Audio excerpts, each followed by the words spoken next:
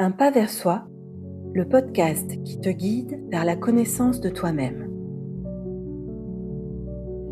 Il y a des expressions dont on entend parler à toutes les sauces.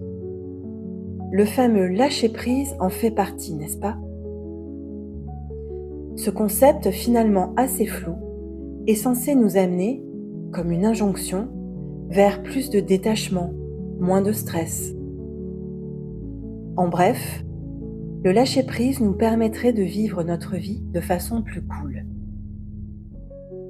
Le problème, c'est qu'au plus tu vas essayer de lâcher prise, au plus tu vas te crisper et de ce fait, provoquer l'effet inverse à celui recherché. De mon point de vue, lâcher prise n'est pas une recette à appliquer, ni quelque chose à vouloir faire. Il est à reconnecter, dans le domaine de l'être. Tout comme tu ne peux pas te forcer à être spontané.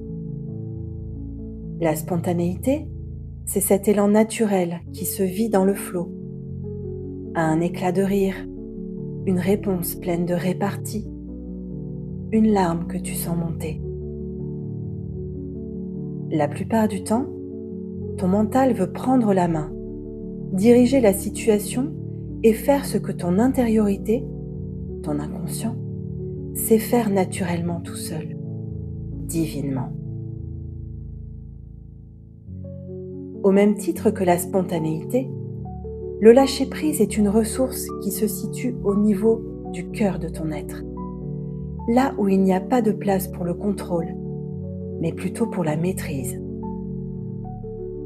Cette ressource est liée à la confiance que tu éprouves en la vie, je dirais même à ta foi en la vie. Si tu dois agir sur quelque chose, interroge-toi donc sur ton niveau de confiance et vois comment tu peux la faire grandir afin que le lâcher-prise puisse se vivre naturellement dans ta vie. Pour finir, je t'invite à réfléchir à ce concept en intégrant que c'est une ressource qui existe déjà en toi, peut-être cachée sous des couches de peur et de conditionnement, mais qui ne demande qu'à refaire surface et t'accompagner comme un phare dans la nuit. Si toi aussi tu rêves d'un monde plus libre, plus conscient, plus en paix, like, commente et diffuse ce podcast.